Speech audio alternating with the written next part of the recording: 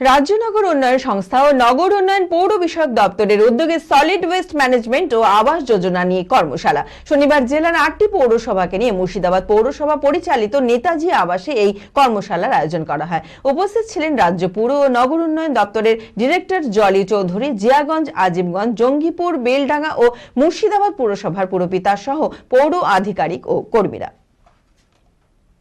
মানসিক স্বাস্থ্যের জন্য সবার আগে যে নামটি মনে ভেসে ওঠে, সুস্থ মনের ঠিকানা মনোবীক্ষণ। যোগাযোগ নাম্বার 7477799516। মমতা বন্দ্যোপাধ্যায় জিন্দাবাদ, মমতা বন্দ্যোপাধ্যায় জিন্দাবাদ, অভিষেক বন্দ্যোপাধ্যায় জিন্দাবাদ। বিধানসভা ভোটের আগে আবারও কংগ্রেসে বড় সড় ভাঙন। কংগ্রেস ছেড়ে তৃণমূলে যোগদান করলো প্রাক্তন বিধায়িকা প্রতিমা রজক। বড়ুয়া বিধানসভার পরপর দুবার কংগ্রেসের টিকিটে জয়ী হয়েছেন প্রতিমা রজক। শনিবার কান্দির চকপাড়ার আন্তর্জাতিক নারী দিবস উপলক্ষে আয়োজিত তৃণমূলের একটি সভায় জেলা তৃণমূলের সভাপতি অপূর্ব সরকারের হাত ধরে তৃণমূলে যোগদান করেন তিনি। উপস্থিত ছিলেন অন্যান্য তৃণমূল নেতৃত্বরা। উন্নয়নে সামিল হতেই এই যোগদান বলে জানান যোগদানকারী প্রতিমা রজক। হঠাৎ করে তৃণমূলে নয়, আজকে 8ই মার্চ নারী দিবস, সেই হিসাবে এখানকার যিনি বিধায়ক আছেন, দেবী তাই বলি আমরা তাকে, উনি আমাকে সম্মান জানানোর জন্যই আজকে এই প্রোগ্রামে আমন্ত্রণ করেছেন। আমি এখানে এসেছি। এবার হঠাৎ করে বলতে কি, আমরা একসঙ্গে দীর্ঘ কয়েক বছর দল করেছি, সেই হিসাবে কয়েকদিন আমি রেস্টে ছিলাম, আমার নিজের শরীর ভালো ছিল না। এখন এবার নতুন করে না, আমার কিন্তু 2021-এ আমাকে টিকিট দেয়নি বলে যে আমার মনে হলো সেটা কোনো ব্যাপার নয়। যদি সেটাই হতো তাহলে কিন্তু আমি তোমাদের সংবাদ মাধ্যমে কিংবা হয়তো কোনো প্রোগ্রাম করে আমি কিন্তু বলতাম যে আমাকে টিকিট দিল না বা কিছু। আমার সেটা কোনো ব্যাপার ছিল না। আমার একটাই মানে খারাপ লেগেছিল বা আমার কষ্ট হয়েছিল যে আমি একজন সিটিং এমএলএ, আমাকে বাদ দিয়েছে, ঠিক আছে, তাতে আমার কোনো রকম রাগ ছিল না, কিন্তু আমাকে আবার বলবে না যে এখানে যদি অন্য কাউকে দেওয়ারই দরকার থাকে তাহলে আমি তো তার হয়ে খাটবো।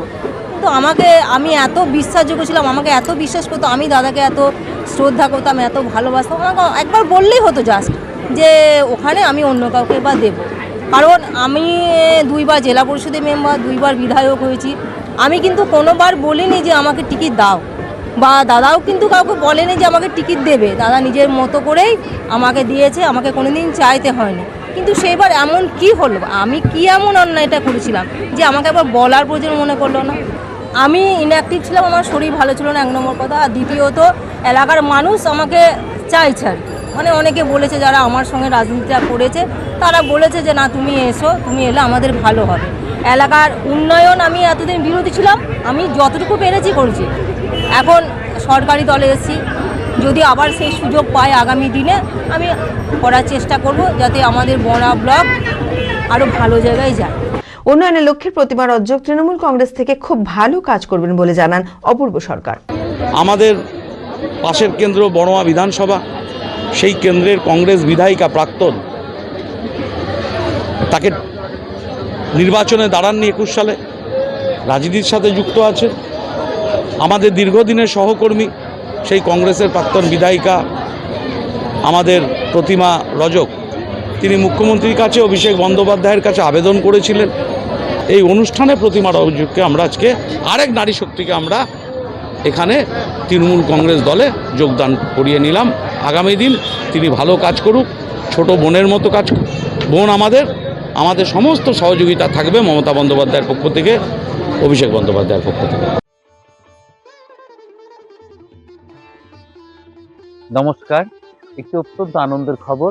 আগামী 11ই মার্চ মঙ্গলবার সন্ধ্যে 6টায় বহরমপুর রবীন্দ্র সদনে মরমিয়া নিবেদিত অনুষ্ঠান ঈশ্বর এক খোঁজ সাক্ষাৎকার ভিত্তিক এই আলোচনার অনুষ্ঠানে অংশ নেবেন সকলের পরম শ্রদ্ধেয় জয়দীপ মহারাজ।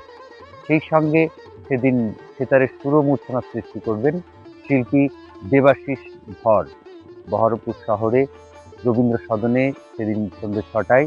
চলুন সকলে উপস্থিত হই ঈশ্বর এক খোঁজ জয়দীপ মহারাজের অনুষ্ঠানে।